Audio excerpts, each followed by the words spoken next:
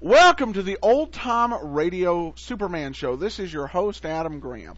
Well, you got to give it to those 1940 Superman writers. If they don't know anything else, they do know how to set up a desperate situation. You got Lois Lane floating in the middle of the ocean on a makeshift raft. You've got a rowboat. Yeah, a rowboat in the middle of the ocean.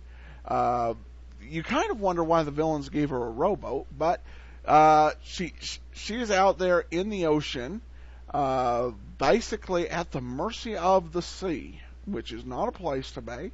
Clark Kent and Perry White are flying out, trying to find this island in the midst of a lot of darkness. And now you've got a situation. Can they find Lois? Will they find Holbin? These are the big questions here.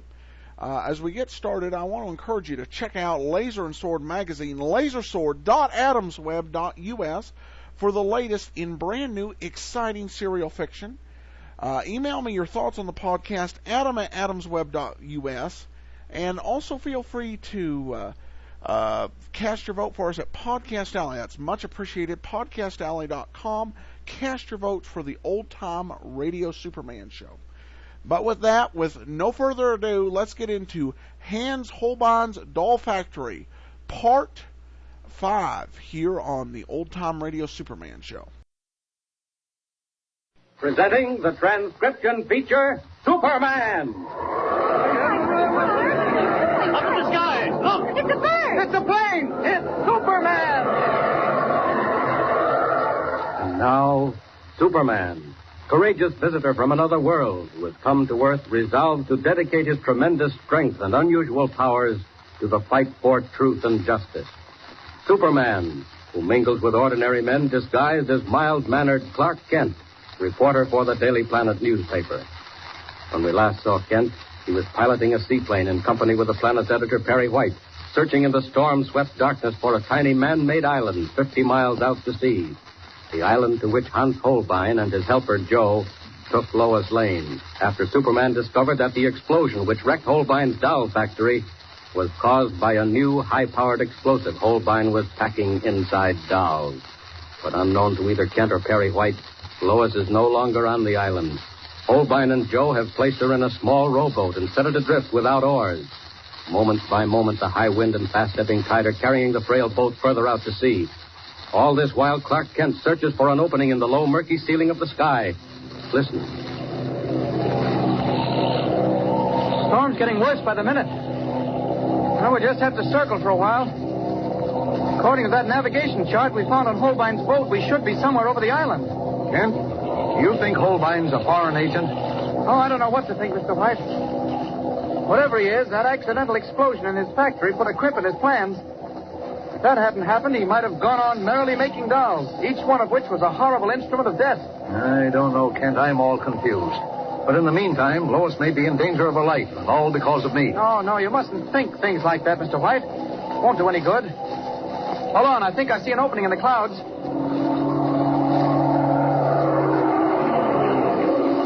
Ah, we got through, Mr. White. Ah, there's the ocean, 500 feet below us. It looks bad, Kent. We're up water. Can you see any land? No, just water. The wind probably blew us off our course. Here, let me see that chart again, will you? Here it is. According to the chart, the neck of land should be somewhere in this neighborhood, unless my calculations are all wrong. Yeah, I certainly wish we had better weather. It's fierce, absolutely fierce. Even if we did find the island, Kent, do you think you can land in that running sea? Well, I can try. We'll circle a bit. Keep your eyes open, Mr. White. Kent!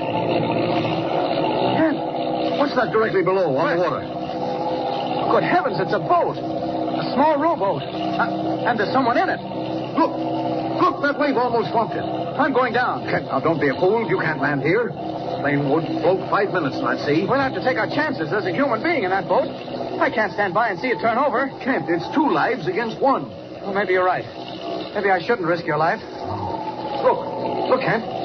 Another wave. Poured right over the boat. How about it, Mr. White? Shall we take a chance? I suppose we've got to, Kent. Go ahead. Oh, I knew you'd say that. All right, sir. Tighten your safety belt. Here we go. We're down, Kent. You landed beautifully. Now, where's the rowboat? I can't see it. Oh, neither can I. Not in this pelting rain. Well, we'd better locate it in a hurry. This plane's pitching and tossing like a bronco. It isn't built to take this kind of a beating. Look out, here comes a wave. Oh. Good thing this cabin's waterproof. Now, you just sit tight, Mr. White. I'm going out to look for that rowboat. Out? Out where? On the wingtip. Can't see a thing through these windows. Kent, are you mad? You'll be blown off into the sea. Oh, don't worry about me. Kent, come back. Come back here. Well, one thing this driving rain will do is keep Mr. White from seeing me change to Superman. Now, out of the wingtip to look for that boat. Listen to that wind screech through the struts. Must be gale force. I don't understand anybody being in a rowboat on a night like this. No, can't see it anywhere. I hope we weren't too late. No, there it is. Half swamped, wallowing. Look at that wave bearing down on it, mountain high. No time to lose. I'll dive in after it.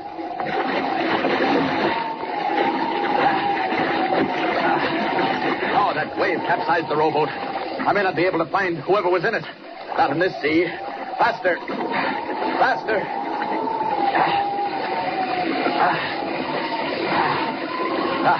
Here's the boat. There's no sign of a human being. Wait, what's that bobbing up ahead? It's a man. He's sinking. Got him. Good heavens, it's a woman.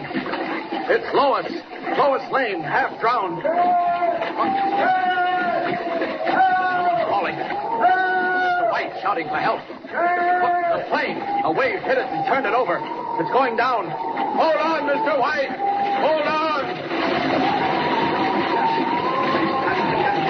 He hasn't a chance. Can't make much speed with one arm. I must keep Lois's head above water. Mr. White!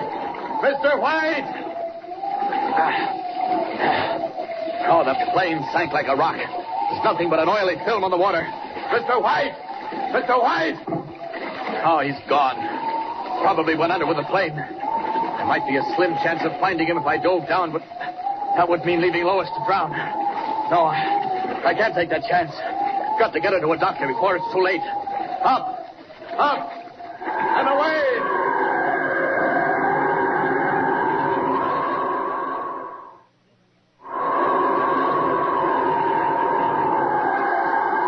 Like a giant bird, Superman wings for the mainland, the unconscious form of Lois Lane in his arms, leaving behind only a smear of oil to mark the spot where the plane sank to a watery grave.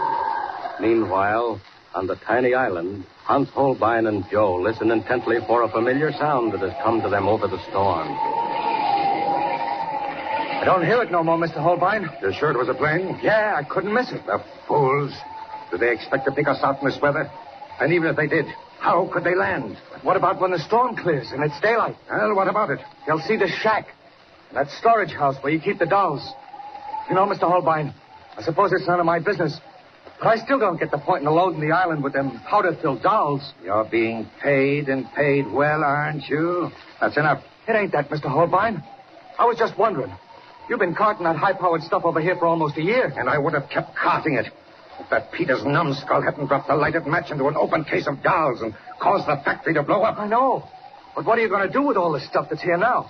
Almost a ton of it. What am I going to do with it? You don't know, eh? Sell it to the government, maybe? For money? No. Money is nothing. Power. Power is the important thing. With this weapon, I will someday rule the universe. Yes, 1 pound of it dropped from a plane will level a great city. I will rule the land and rule the sea. Yeah, but supposing the cops or the Coast Guard find us stuff here, then what? That plane I heard flying around here wasn't flying around just for the ride. Not in this storm. Don't worry. Even if they do find us, not 1 ounce of my explosives will fall into their hands. How come? You see this cabinet built into the wall? I opened the door. There now. What's inside, Joe? It looks like a master switch with a clock attached to it. You are 100% right, Joe. A master switch with a clock attached to it. Yes, I think I'd better wind the clock. That's better. What's the switch for, Mr. Holbein? You are very curious, Joe. But it doesn't matter. I'll tell you what the switch is for. You see, I realized that someday an accident might happen. Like the explosion in a doll factory. An accident that would put the police on my trail. And so I prepared. Prepared what? Buried deep in the sand, all over the island are hundreds of pounds of my explosive. Electrical wires lead to this switch. If danger threatens, I set the clock for 5 minutes, 10 minutes, an hour, as I please. Throw the switch, and within the time I have chosen, the island will blow up into a million fragments and disappear into the sea. You mean there'll be nothing but water where the island is now? I mean just that. Oh! Oh! Hey, what was that? Someone's calling for help. Outside, open the door. Come in. Rolling out the water off the beach. So go get him, but be careful. It may be a trap. Captain! Bring him in, Joe. Lend a hand.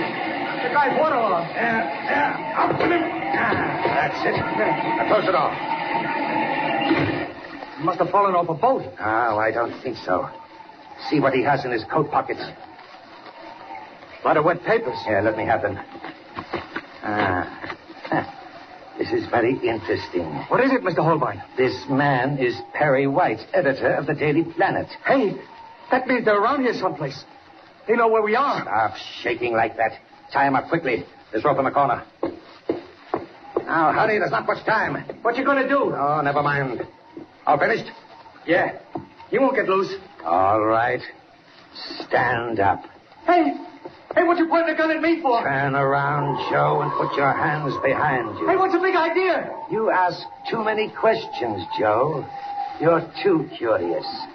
Men who are curious can't be trusted. There. That fixes your wrist. Yes, this rope came in handy. Hey, you ain't gonna leave me here. Now get down. Down on your stomach. Hey, don't leave me here, please. Please don't leave me here. Now, a few turns of the rope around your ankle. No. Tighten it up. And we're through. I didn't mean nothing. Boys, you can trust me. I'll set the clock for 10 minutes. That'll give me enough time to get off in my plane. The wind's down. No, not that. There. There, that does it. Now to throw the switch. No, please, Mr. Holbein. Don't leave me here. I don't want to die. Sorry, Joe. No. But I can't take any chances. No. Goodbye, Joe. No. Come back. Come back. Come back. Holbein. Come back. Only 10 short minutes before Hans Holbein's diabolical instrument of destruction blows the tiny island apart and makes it vanish into the sea, taking editor Perry White and Joe with it. What chance of either of them, with Superman speeding in the opposite direction after having snatched Lois Lane from a watery grave? Tune in next time and hear the startling climax of the transcription feature, Superman. Up in the sky. Look. It's a bird. It's a plane. It's Superman! Superman is a copyrighted feature appearing in Action Comics magazine. Wow. I want us to say, a few things. First of all, if you get into a situation where two people are dying and you can only save one, who do you save? In this episode, we saw an illustration of one of the examples of living into the pre-women's lib era for women. You basically save the girl and apparently leave your newspaper editor to drown in a shallowy grave. That was the ethic of the time. And Hans Holbin, wow, was absolutely this has been just an amazing performance, because I mentioned in an early episode he sounds like Jackie Gleason from The Honeymooners.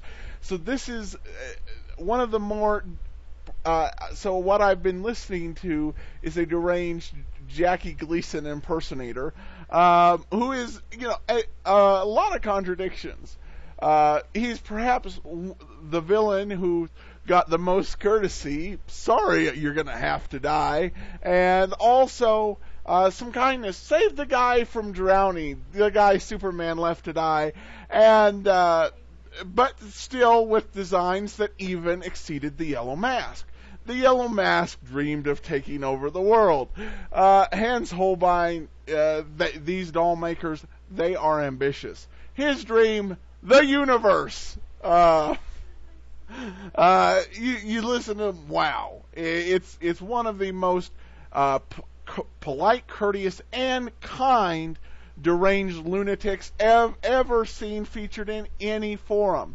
And how will this situation work out with the polite, deranged lunatic and the fact that Superman is racing to get Lois back to the shore, and then he's got to turn around and head back towards the island before the clock goes off, exploding it into little tiny bits.